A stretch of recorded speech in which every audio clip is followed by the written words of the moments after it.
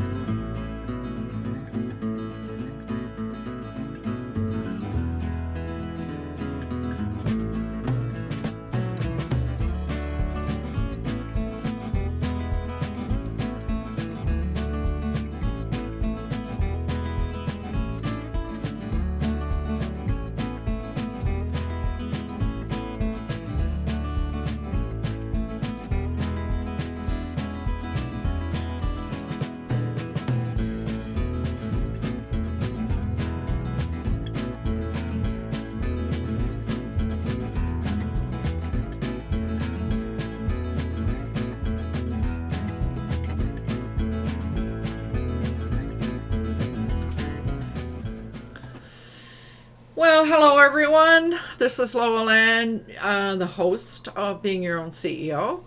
Greetings, panel members. Hope it's a fine day in your part of the world. So let's get started with some introductions, and I will start us off by saying that in my coaching and consulting work, I like to help solopreneurs who want more from their business. Together, we overcome that overwhelm and that procrastination that happens as a result, while we're bringing that business mastery plan into a joyful reality. So let's see, who should I? Well, David, you go ahead. You were the first guy here, so. Well, good morning, good afternoon, good evening, depending on where you are. I'm Dave Flannery. I work with affordable websites for small business and a United Country Sauk Valley Realty Team Flannery, where we sell real estate. I build local websites for local businesses. And today it's 80 degrees. Right now it's 80 degrees Fahrenheit outside. And we're supposed to get a high of 90, right around 90 degrees Fahrenheit. It'll be a warm day. Wow. Yes. Well, so welcome here, and thanks for doing what you do. Yes, I also monitor the chat and try to post as fast as I can the any websites that we reference in the comments. Yeah, that's great. I have it up in front of me as well. So help me remember to pull the that page into the recording before we finish. Yes, I'm also thinking that we can move like the websites into the description, and that will be in the description. So we can do that after. Right. Oh yeah, that's true. I usually just put notes in there, but we could easily do that, couldn't we? Good idea. Worth a try. Yeah. So, Vivek, how would you like to introduce yourself? Namaste. My name is Vivek Anand. I am proud to share my belief with Steve Jobs and Leonardo da Vinci, who said, simplicity is the ultimate in sophistication. I aim to bring time-tested wisdom and happiness together into your business and life by unifying, simplifying, and amplifying simple technology and tools. Wake Technology is my company. Together, let us wake up our potential. At the moment, I'm in England. It's 5 minutes past 5 o'clock in the evening here. It's a warm day here. It's about 24 degrees centigrade. So by the English standards, it's a warm day. Right on. I'm sure Jeevita would disagree. By English standards, it's a warm day. Right. There's Paul answering his phone. Okay, so Vivek, I need to say that some of the things you refer to as simple, not the rest of us don't consider it simple, and thank heaven you're there for to make it simple for us. Yeah. So thanks for being here. Thank you. Glad to be here. And Nathan, I think you were here next, or maybe it was Fred. No, Fred, I think you were here next. Actually, it was Nathan, but I'll take the punch. Okay. If Nathan, will you allow me to do that? You okay? Thank you. I'm Fred Jones. I'm the creator of Our Future Leaders, helping young people gain skills in communications, leadership for this world that's changing rapidly. And we need some new leadership skills. So that's my fun and what I enjoy doing. A couple things happened this week. I'm in Redlands, California, house sitting. Happens to be there was a few earthquakes down here, which was interesting. But I'm 100 miles away from the epicenter. So we got the low frequency. So my head started saying things are moving. I thought, sometimes I stand up and I feel lightheaded. I thought, what's going on with my head? It wasn't in my head, it was outside. Right. Oh. Things were rocking and rolling. Not for long, a few seconds. And then the water in the swimming pool outside was sloshing around. That's about the main effect that it had. Happened twice. And then on Friday evening after the earthquake, I had 3 young people arrive from Germany who knew my daughter or knows my daughter, and they're all 18 years old, just graduated from high school, and they're spending 7 to 11 weeks traveling through the United States. Wow. And they just arrived from Frankfurt, but at the age of 18, I really admire what they're doing. And it was wonderful to meet them.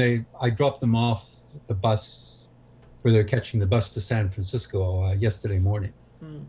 But it was interesting to see. I was really encouraged by what they're doing. You know, at 18 years, just graduated from high school, and the 3 of them. I said, well, why did you decide here? And they said, well, one of them had lived here for a while. That's why she knew my daughter. And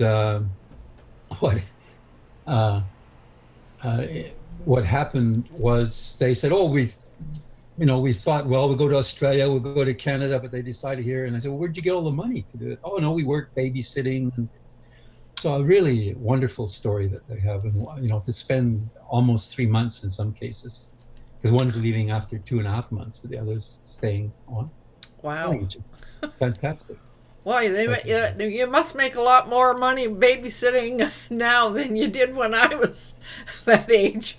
I think they pay well in Germany as well. So. Yeah, right. Oh, well, I'm happy you're here, Fred. Thank you. Okay, Nathan, sorry. I get mixed it up. Not a worry. Yeah, my name is Nathan Siegel. I'm hailing to you from a little town called Bucerias, half an hour north of Puerto Vallarta in Mexico. Temperature is 29, going up to 31. So it's going to be warm. The temperature isn't the biggest deal. It's the humidity, which is what gets me, but it's not so much of a problem. Anyway, yeah, my thing is I show people how to position themselves as experts in any industry by writing a book.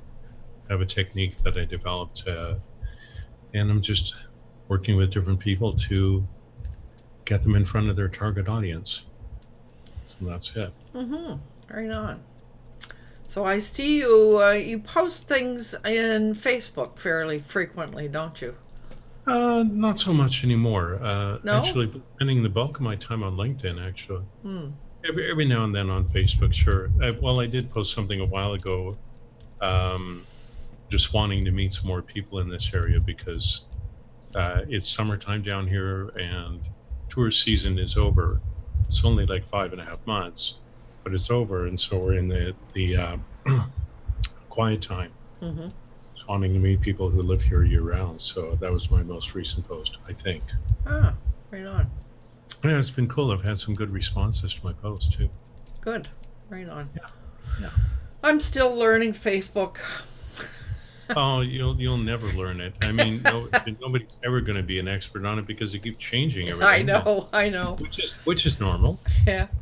But So- everybody used to say that about Google Plus, but I never had any problem with Google Plus. So I think it's a mindset block I have. It could be, but Facebook is really diverse, and there's a lot of moving parts to it. It's just Yeah. it would come down to like, what do you want to use it for, and Yeah. then just focus on that and forget about everything else Yeah. because it can get very overwhelming, like so many other platforms. Yeah. No kidding. Yeah. Okay. And Paul, good morning. Long time no see. How would you like to introduce yourself? Yeah, that's fine. Good morning, everybody. Yes, long time no see. Your luck ran out today. I have a little company called TTG International Management, and we successfully turn ideas into profitable action. I live about maybe 3 blocks from Lowland, and that's life on the left coast. Right. It's good. It is good, and it is temperate here, Yes. isn't it? Yes, that's why we live here. Oh dear. So nice to have you with us, Paul. Now I see Alana is with us. Oh, I missed Javita. What's going on with my? Oh, she's left. No, Javita's here. Oh no, she's here. And I apologize, Javita. I think you were here long before Alana. So. It's okay. It's no problem. Go ahead, Alana.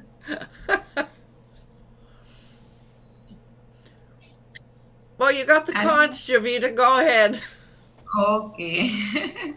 Namaste, all of you. I'm Shubhangi from India. I'm a Reiki master teacher and also a yoga teacher. At present, I'm working on my website, Reiki Amazes and AdvantageAffiliates.com. And in India, it's a rainy season, so it's quite cool here. Ah, cool. What is cool in India? It's probably about 25 or 30 degrees Yeah. in Mumbai. Yeah. Right on. So you're working on your website. You and me too. Yeah. Yeah. So I'm happy you came. So Yeah. Alana, how are you this morning? Good afternoon. Oh yeah. 5 o'clock, 5:15 here in Greenwich Mean Time in Ireland. Greetings, everyone. Alana here from EmptyNesterBlog.com, and my company is ALB Digital Marketing Solutions, where I help people manage their websites through writing blog posts and web administration, SEO, and keyword research. So that's me. Mm-hmm. And it's really hot here today. Thank God, finally. In fact, I'm thinking of going to the beach after this call. I think I'm going to go swimming at the beach. We'll see. Good idea. Right on. You know, Well, for what it's worth, Alana, so I remember reading something like, how do you tell when it's summer in Ireland? The rain I is, don't know. the rain is warm. Well, Fred was talking about the earthquakes, and it reminded me of when I used to live in California, and I was there for the one in '89, the San Andreas fault line, where a highway collapsed and part of the bridge collapsed. The Oakland Bay Bridge collapsed, and a lot of us were stranded. We had one guy staying with us for 3 days because he couldn't get home. So yeah, I remember those earthquakes, and they are not fun. They're pretty darn scary. Well, we were assured via radio here that that is not connected to a small one that was felt north of here, that it was an entirely different system altogether. So, Sometimes between the fires and the earthquakes, it feels like the world is coming to an end. right. Well, and I mean, those of us that live here on the left coast, we just have to put up with that. So that's what we just have to overcome the fear and carry on. So I'm happy you're here. Now I just need to make sure I got everyone. And the reason I can sometimes overlook somebody is I don't have my full screen up in Zoom. So I only get a portion of the people that are in the film strip at any given time. So I can easily overlook somebody by mistake. So this morning, I think we talked about doing something last week, and I came to the realization that we did a session on that topic last summer. So I changed my mind. So I went back to my list of ideas, and what I came up with was how do we test our small business idea. We've especially at our age, we get this idea and think we're going to do something on the web, and then it seems to me to be really important to test it a bit before you spend a whole lot of money and or time doing that. So I kind of I picked up on something that was in Mira Cotlin's I think it was in her master class, where she had sort of a 4-pronged thing where she talked about deciding on and the audience that you want to work with, and being clear about what their pain points are, and then to match that up with your own passion and interest, and I might also say knowledge and or skills. And then there were 2 other pieces in that quadrant that she talked about for trying to determine whether it's a viable idea, and to kind of look around and see whether there are others serving a similar audience, and if they are doing something similar, have they monetized it, etc. And the other piece that she suggested was to think about it in terms of whether it's an evergreen idea. In other words, is that audience going to be a once and done thing, or can it be evergreen and carrying on? So those were some ideas that I picked up out of her master class. But I also remembered that Jay did something not all that long ago in Wealthy Affiliate, where he talked about researching your audience. And it seems that, once we get an idea for a product or a service, that then we start thinking in terms of keywords and doing research around the keywords, and then doing some research around who's doing it, who would your competition be, and what are they up to, and is it something that you might be able to differentiate yourself from what everybody else is doing. So those were some of the ideas that I picked up. And I kind of wondered about the rest of the group here. When you are thinking about creating a new service or a product, how do you decide whether you think it's a viable idea? Anyone? I haven't tried this one, but the next time I go to start a business, it's a local business. I'm going to try it.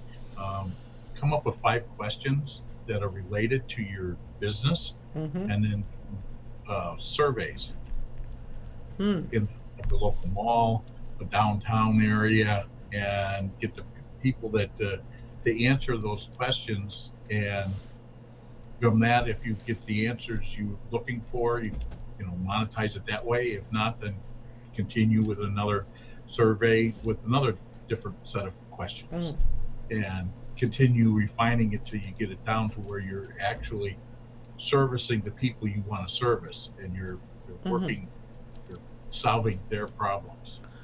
So, in other words, using a survey to discover what their pain points are. Correct. Hmm. And it's good to do that with your local business, because then you're actually dealing with customers that are people in the area that are going to tell you what they think, and because each area is different. Right around here, there's not a lot of need for websites. People use Facebook, but when I go 30 miles north or south and I get into the larger communities, the websites are very important, and they're the center of the an online marketing business. So it's important to know what services people use around here, around the town I live in.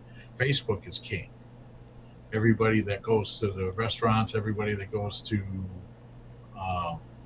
local businesses, they're all communicating through Facebook and getting their information through Facebook. So that's interesting. So that means that they have to put questions in Facebook Messenger and get other people to answer. So it's That's a way to do it. Where you can physically take paper questions that go out in the town and pass them around. But I'm thinking about I was thinking about it from a consumer's perspective. So as a consumer, and I wanted to know a good place to have an Italian dinner, then I would go to Facebook Messenger and put a question out to the people I know and wait for them to answer. Wow. And you got to remember, there's only maybe 10 restaurants in our whole area. So it's not like you have 100 restaurants to choose from. There's probably 2 Italian restaurants, so you already know which. You already know. You're going to Facebook to find out what deal they have. Oh. And communicating in that form, or to have people come and meet with you. And by the way, Jay has joined us. Good morning, Jay. So that's really interesting, because in the town that I live in, if I'm looking for anything, I go to Google Maps first. Yeah, and that's what most people, most business people think that's what's going on. But when I do my research, but very few people use Google Maps. Mainly it's the people that are coming through town. Yeah. Okay. But the people and if you have a business that you want to, get people that are coming through town, you really want to be on Google Maps. But when you're trying to get the word out and whatnot, everybody uses Facebook. Oh my goodness. Okay. Yeah. It's quite different. So you would, and if you were surveying people, businesses there, you would use Facebook to do that. Correct. Yeah, everybody has a Facebook page. Probably about I say everybody, but a majority of people have a Facebook page and are active on it.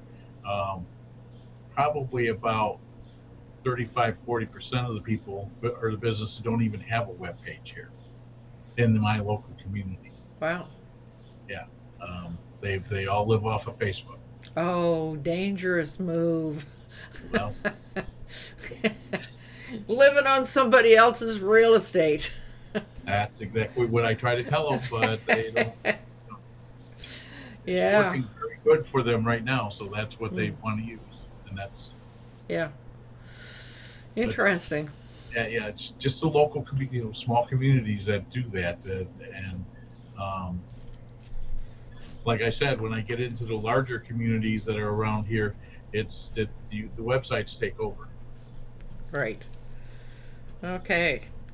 So, it's all dependent on the size of the community in your mind, as to the way that you would do it.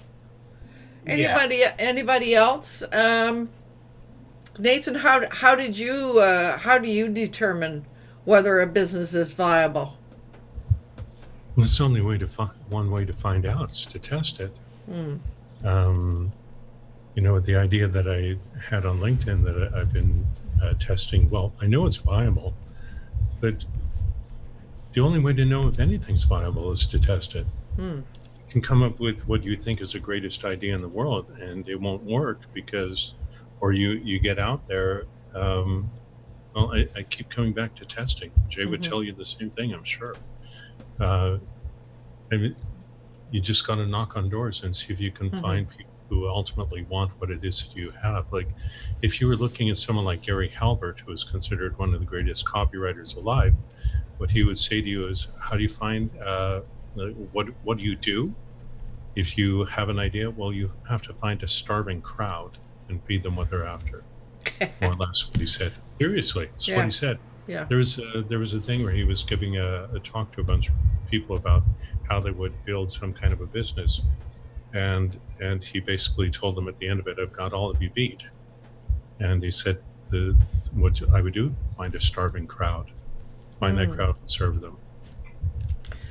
So, I mean, the whole thing is to know what your audience pain point is, isn't it? Well, that's one thing, but also doing a lot of testing to see how you can find where those people are. Like, for example, what we've been doing on LinkedIn is just testing different categories to find out where the audience is, because we have a whole bunch of ideas, but we don't really know for sure.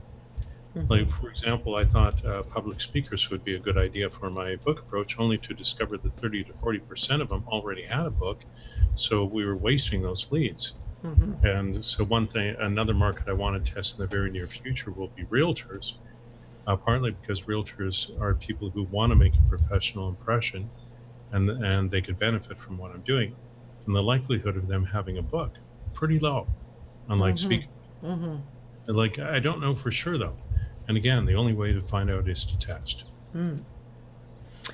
So, but it does seem to come back to knowing who the audience is and what their pain is, and I guess the other piece is where the heck to find them. Well, there's testing. Other ways of doing it is you might want to try doing research on Amazon, because that's a really good place to find who's doing what. But just beyond that, asking people questions. Seeing it. I think Jade would have some better ideas on this than I do, but because there are so many different ways that you can test it. Patiently sitting on my hands here. I figured as much, Jay. I've been waiting. Go ahead, Jay. Step in and enthrall us with your wisdom. So. I might need to limber up first. Am I? And well, I'll be asking everybody if they're enthralled. Yeah, right. May I have the conch? You may have the conch. Excellent. Okay, so first to address what David was talking about in terms of smaller communities, or at least his smaller community tends to kind of gravitate toward. I think that's all fine and dandy, but I also think that's just as a result of the for the lack of a better term, lack of education that they have in terms of the online marketing world, right? So I've personally experienced several clients in a variety of different population areas that solely relied on Facebook marketing, and my company, we were able to steer them over into a website where it basically is the same information on Facebook, but then it then gets them up in rankings in Google, and also you can take your Facebook page or your client's Facebook page and you can steer them into your website, where then they can do contact forms and a variety of different things, get them off of that leased land and get them over onto your land. So I think as a result of that, educating that audience is super duper important. Let them know this is more valuable than Facebook. What happens if Facebook blows up, right? Then you're without your business, your online business. So for what Nathan was talking about, I also think a good idea is to ask a friend. So if you know someone who is involved in that kind of niche or has experience with that type of clientele, so i.e. like realtors, then ask them and say, well, what are your thoughts in terms of this idea, because you have experience with that niche and with that particular audience. So I have experience working with realtors, and I understand that they have zero time to deal with a plethora of things other than marketing inside their own business, right? It's this perception that they feel that they always need to be hustling and being busy, whereas it's really not the case. But so I think it's important to ask a friend who might have experience within that niche. Lastly, I want to kind of open up the discussion in terms of testing. At what point do you stop and start doing? At what point do you stop testing and start actually taking action? I see this all the time inside of through students inside of Wealthy Affiliate, where they learn, and then they don't do anything, right? They don't take any action. I used to be like that, and I've learned that the best way you learn is by doing, is by taking action, and by taking action, then you're going to learn the result. I mean, research is based on what other people have done, So I think, and there's validity in that, but you need to kind of create your own case study. One of the biggest fears I've always had when I first started out in this online world was changing the look of my websites, right? It's like, oh, well, what happens if my traffic doesn't like the color and this and that? Like, well, who cares now? I mean, now I just change it, and then if traffic drops, I change it back. That's what backups are for. So, and there's get off my soapbox here, and that's my 2 cents.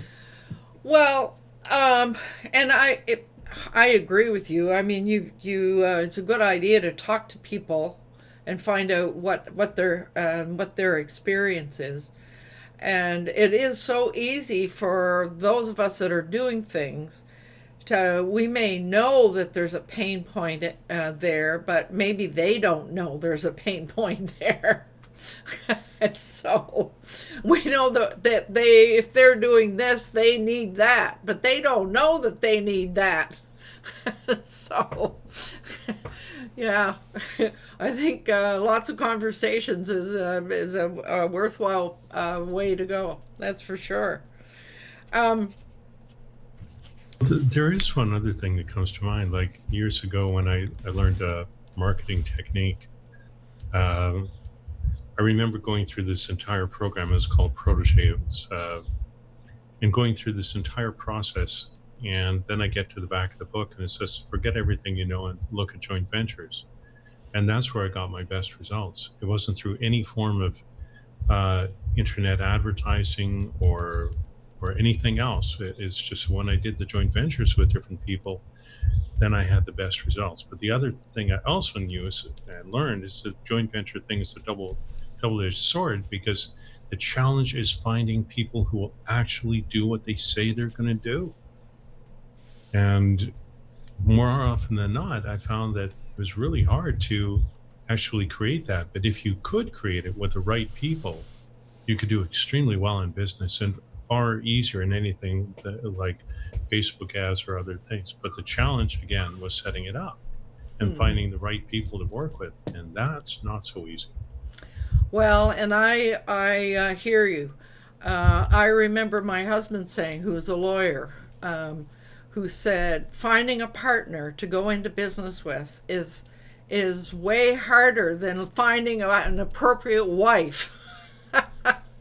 So He could be right. I mean, I ran into so many situations where this one outfit in particular was notorious for manipulating the contracts in favor of themselves and screwing their vendors. And I'm not going to go into detail about who that was, but I learned from my own experience and from several other people I knew who were involved with them. It was the same story. And so it was the equivalent of, I don't know, walking through a minefield. And you never knew whether you were going to step on, solid ground or something that was going to go kaboom in your face. Yeah. You had to be aware of it when working with these people and proceed accordingly. Well, so in terms of testing out whether a business idea is viable, I'm not sure I would go toward joint ventures. I don't think I would do that. I would need to be testing for myself to understand what I'm doing and etc. So now, Alana, I know that you did some testing. I remember part of that exercise a long time ago, when you were testing out what to call your website and etc. So, are you still testing out business ideas, or just too busy to go with anything new? Well, I was very interested in participating in this conversation because I don't really do any testing. My business was kind of created out of necessity. It was kind of recommended to me that I start this business, and I started it because the company I worked for moved, and I maintained them as a client, and I have a few other clients, but for the most part, I didn't test anything. I do remember, yeah, you're right about the name, and a couple of the names that were floated my way didn't sit with me, and even though they were, the names were like, oh, this is a perfect name for you, it just didn't resonate with me, and I had to wait until it resonated with me. I wasn't ready to take it on, so I finally landed on ALB Digital Marketing Solutions, and that seems to kind of fit mostly the umbrella of what I'm doing. So so I'm more interested in the testing because I haven't really done any. I've just kind of been working with the referrals that I've had, so I'm very interested in people's ideas about testing. Right. So working through referrals is a great way to go. There's no question about that. Yeah. Well, I was remembering when you were, there was another, your blog, when you were trying to decide whether you called it an empty nester or you had a couple of other ideas there. I remember that. Yeah, well, that was Jay's fault. Jay's the one who came up with that, and Jay came up with that name because the name that I had prior to that wasn't really gaining any traction. And so, Jay's idea was to narrow my audience and make it, more personal to me in my own life. And so, Jay mentioned emptynesterblog.com, and he said it's available, and if you don't grab it, I'm going to grab it.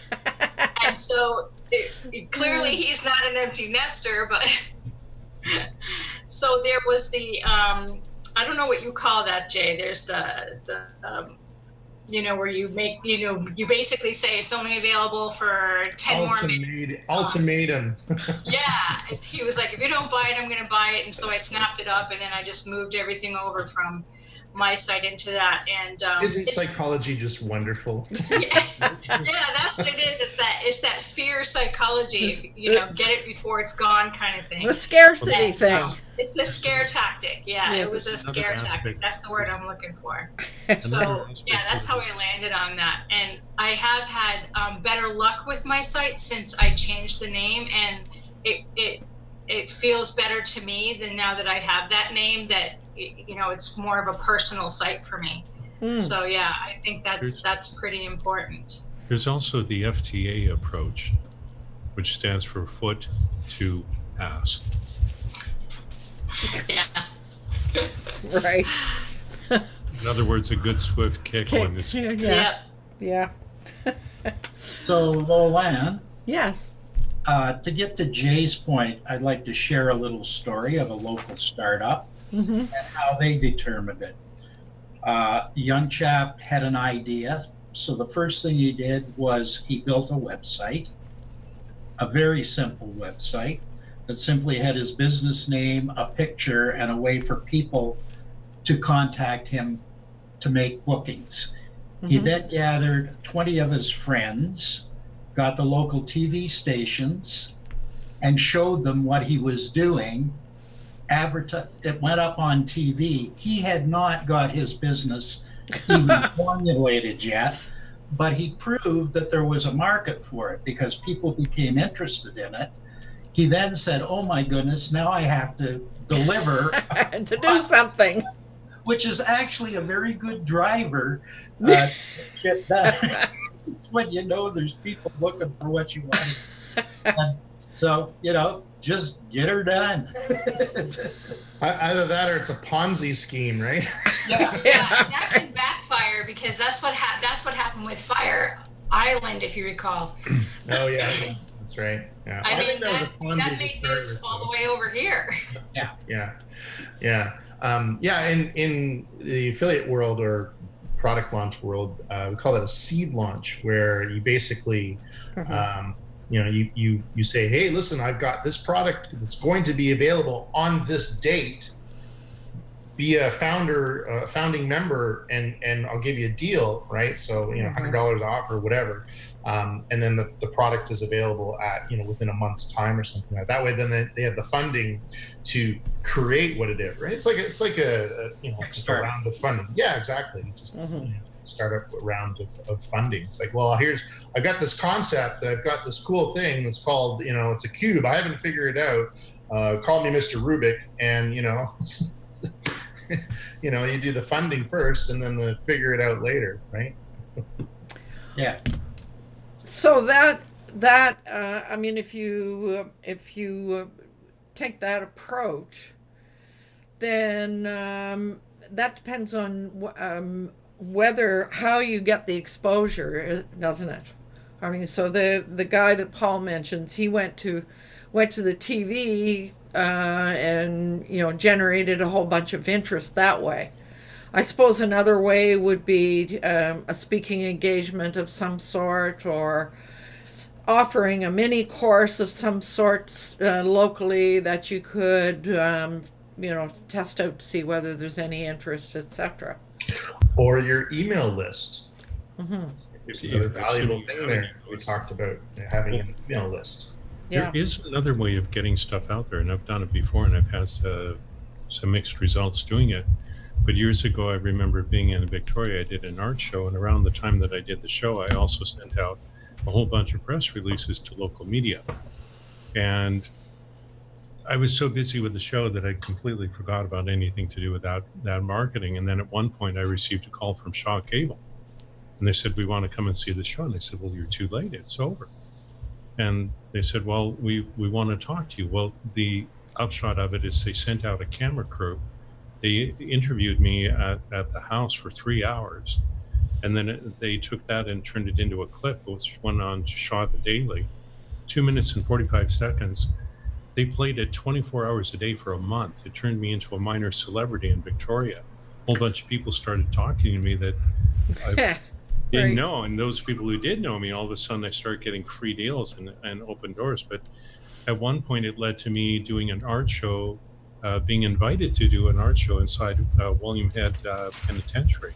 Mm-hmm. And when I was there doing the show, I was taken around by one of the guards who was also a native elder in the native community.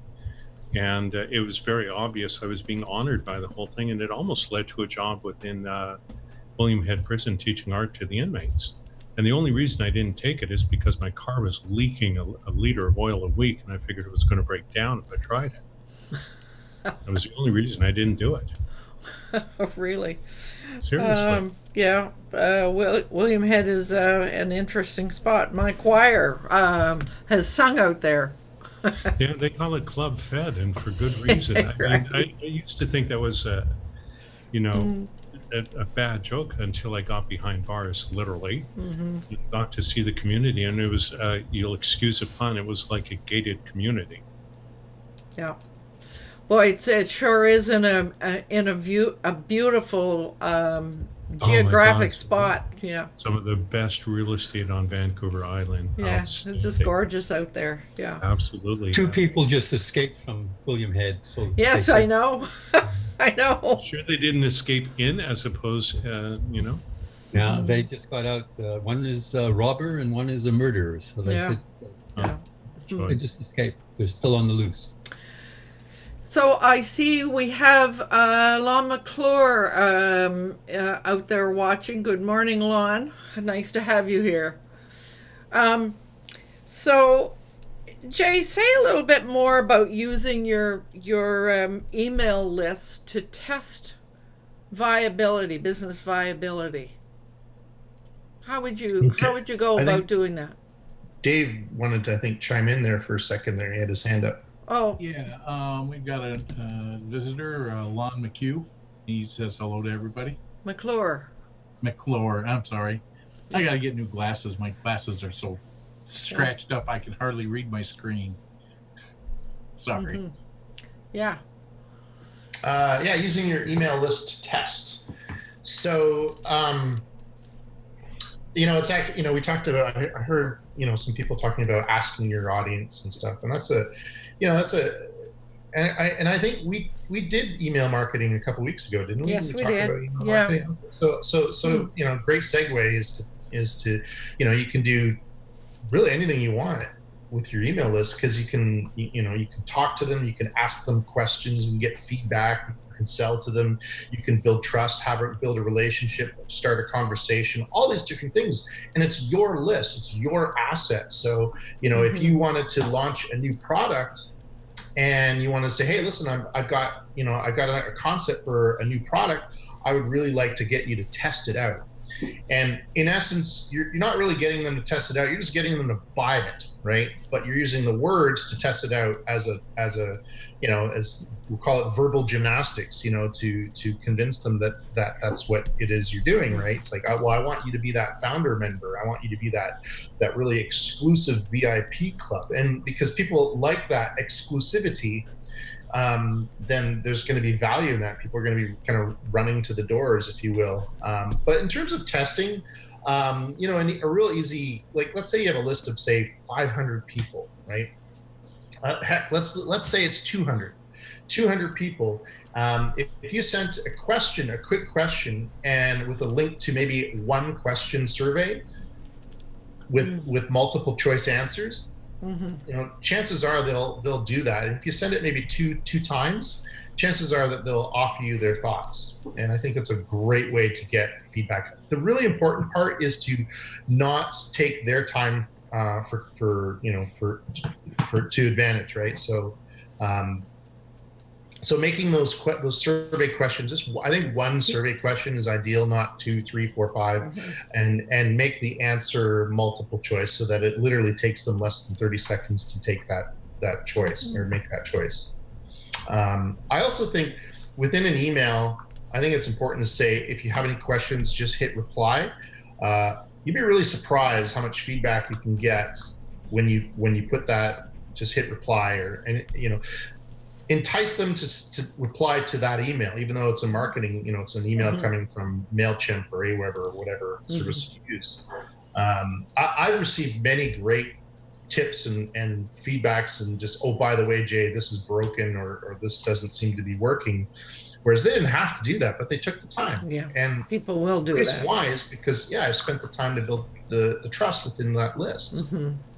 So absolutely. Lists, building an email,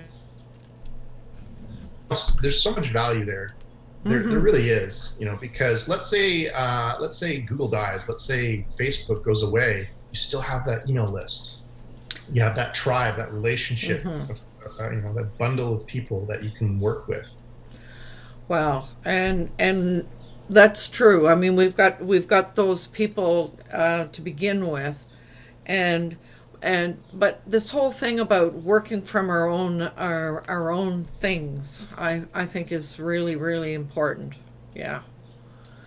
So, Fred, I'm noticing, I know that you're busy creating a new website, and I'm kind of curious to know how you, and I know who your target market is, but I'm kind of curious to know what led you there. How did you test that out, or did you test it out?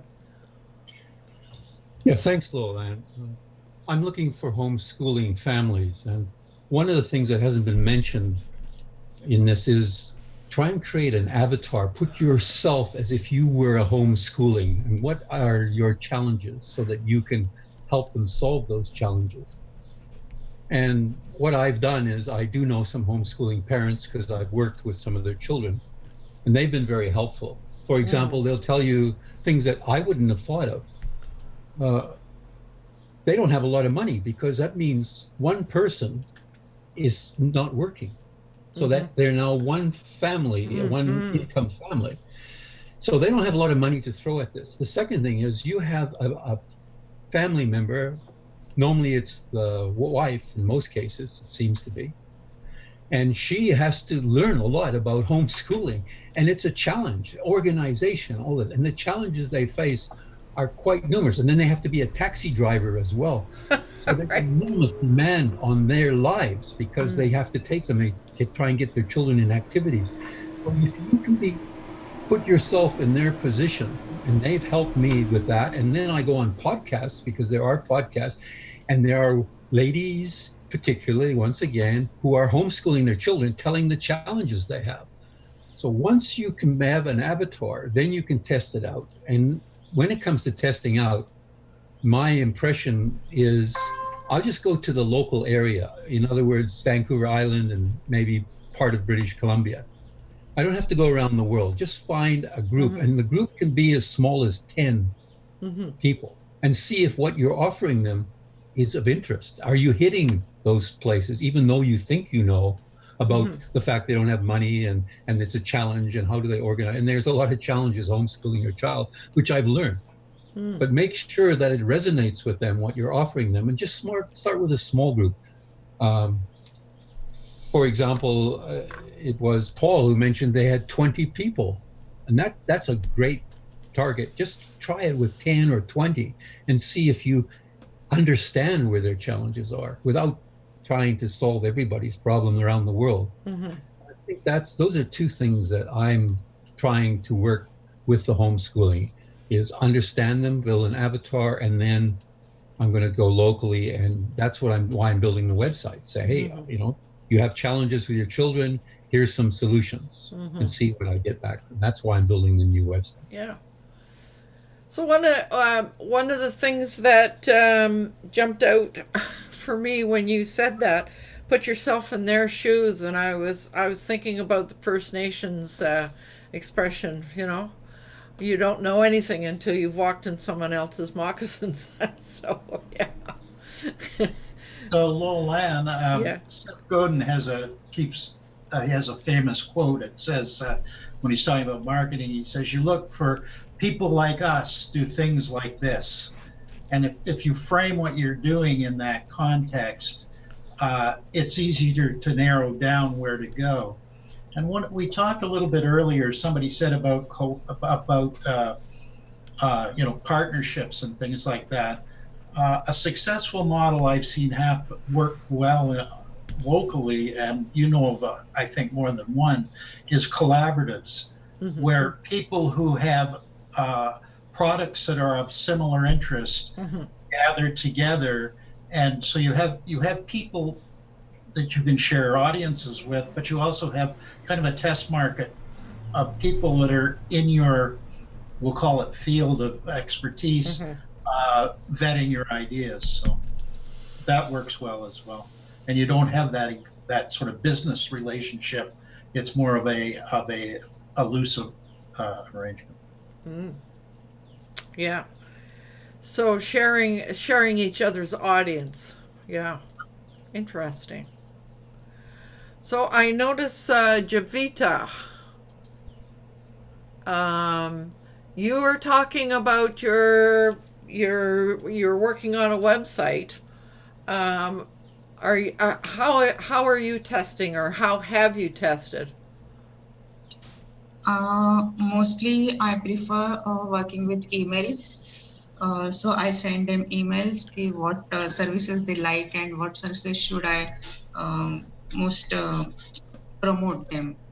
So that is the best way for me to promote through email list. So promoting, but how do you know whether it's viable then? By the traffic you get as a result? Yes, traffic also, and sometimes they respond also, okay, they like this particular thing or they don't like. So that response is very important for me. Right. Yeah, I mean, if we're going to walk in their shoes, or discover, really get a full understanding of what their pain points are. Yeah. So Vivek, you just disappeared.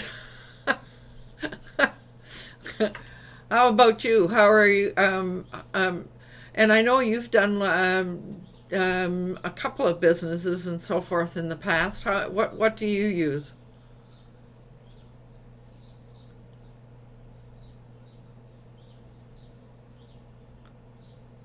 Is he speaking? I can't tell. I think Muted. You're He's muted. Sorry. I did not run multiple businesses, only one.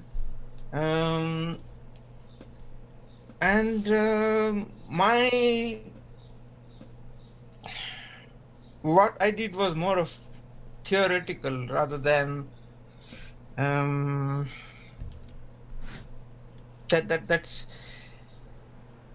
that is to say, I haven't done any testing or anything that is so I'm still learning. I'm still in the process of learning. So What about software, Vivek? What about testing for with software apps that you build? What kind of do you crowdsource that, or do you ask other developers? I ask other developers. That's one. The other is I haven't been doing that many software tools as much as I could have done. So yes, I do develop software, but not as much as I could, or not as much I should be doing if I take the software tools as a my niche. So You haven't decided what your niche is, I guess, is what I'm hearing. I have a quick question for Nathan, actually, just kind of along that same lines of software. I know Nathan used to write reviews on software and apps and computer programs. What type of, did you ever do any kind of testing with an audience in terms of to finish, to write the review, or was it just all solo based?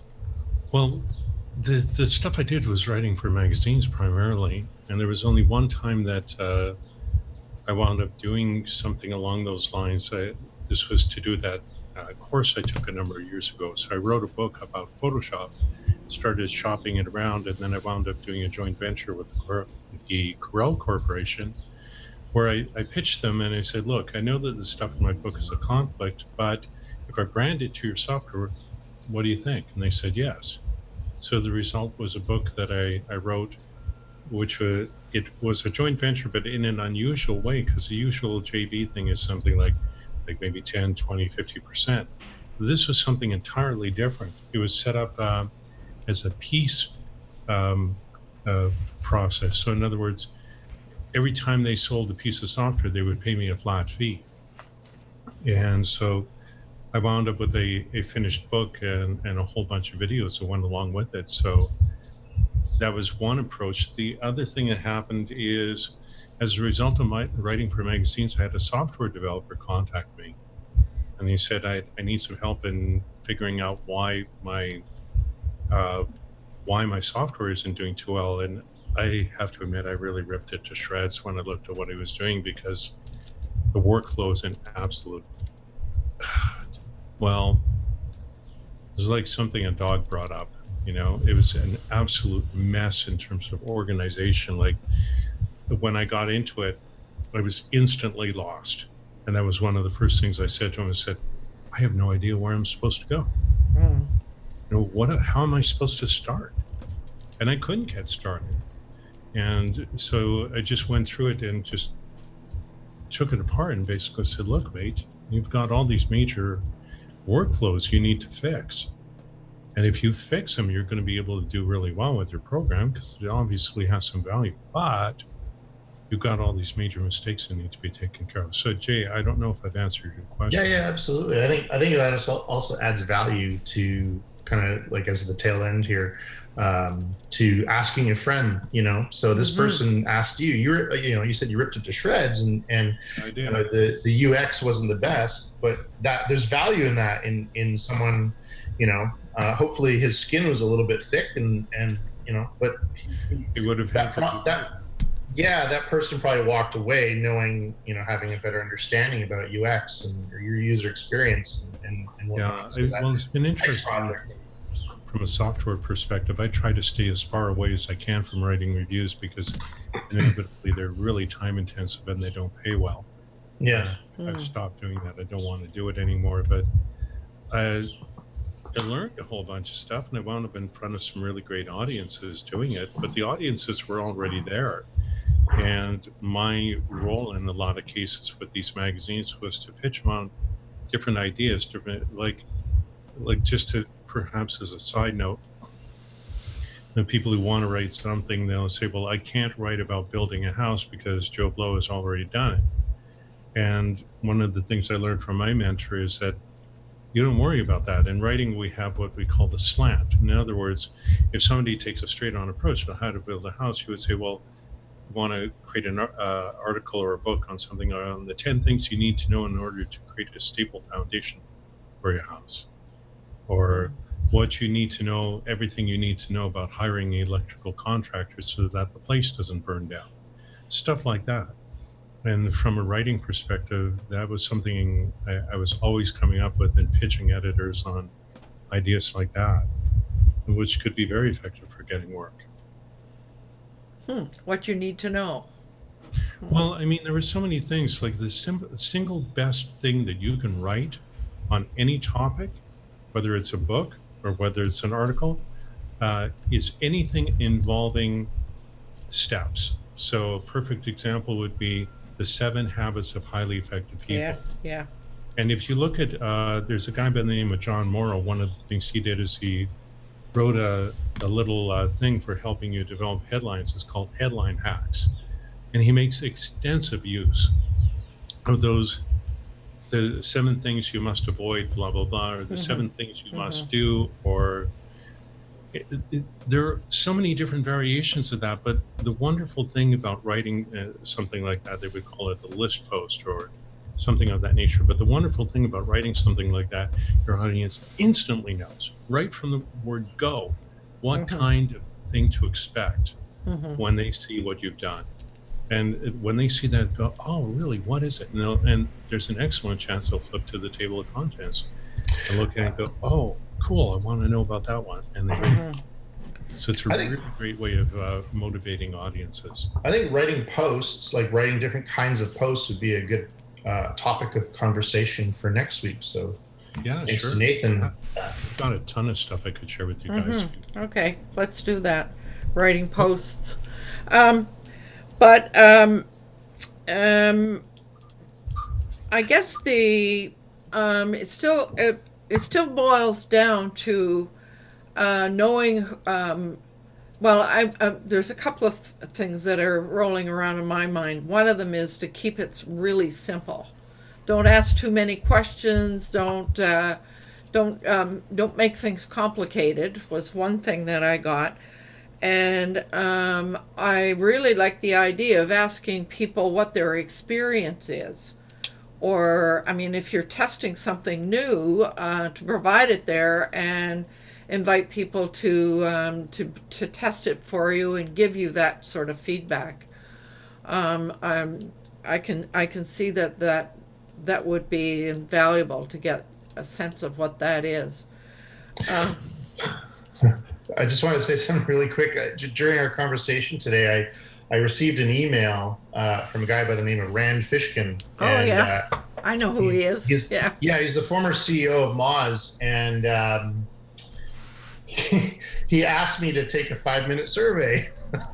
Oh, really? He's starting up a new company called Spark Toro, which is a new type of software. Anyways, so I just found that kind of interesting. Bingo. Yeah. I mean, and on the topic of surveys, like the book that I have, this process I've come up with is like a survey, but not entirely that. Right. For another conversation, anyway. So I don't know if anyone has a parting shot. We are beyond the top of the hour. So before I close this out, anybody got a parting question or a parting thing that they would like to talk about? Can I just say something about what Jay? Yeah. I think the thing that I take away from this, if you don't do anything, there's a phrase something like stagnation by I don't know, or you just keep on studying and not doing anything. And I think this is it. Do it. Analysis paralysis. That's it. Thank you. Yes. Analysis by paralysis or paralysis by analysis, whatever it is. Thank you. That's what I was thinking. I had heard it as analysis paralysis. So that's the challenge that we face. And the thing is how to test small business ideas. And I think Jay really put the nail in it, saying, just do it. Just do it and ask. Yeah. And you never know where it leads. Right. For example, I remember listening to a podcast on somebody, I think it was Slack, the people who created that product Slack. Well, that wasn't even what they were trying to do. They were trying to do things, and then they were using something like Slack for their own communication while they're trying, and that ended up being the product, not the one they were trying to sell. So just keep doing stuff, until you get a response, right? Yes, and that's where people were interested in, not what they were trying to sell, but the product they were, the techniques they were using to communicate. Now, Slack is a product. I think do stuff is really the answer. So thanks to Jay for that, because that to me was my big takeaway. Just do it. Just yes, you can get stuck. I'm going to keep on learning. I got one more thing I have to do or whatever. So just do it and observe the response that you get. Make adjustments as you go. I guess that would be the final thing. So thank you all for this conversation. I really appreciate you all being here. And by way of closing us out, I always like to remind everyone it's important to do what you love with passion. We will see you next week.